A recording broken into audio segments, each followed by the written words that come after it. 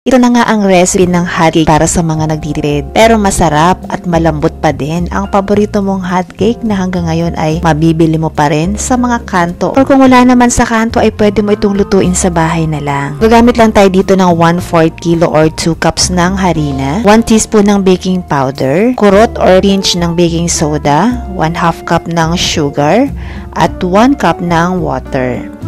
So bali mix lang natin ito.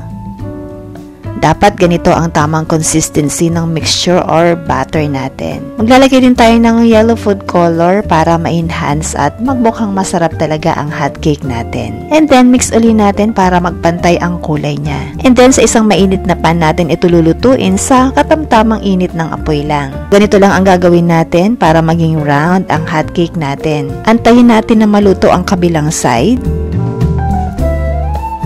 Saka natin babaliktarin para lutuin din ang kabilang side. So ganito ang gagawin natin hanggang maluto natin ang natitira pang ibang batter or mixture.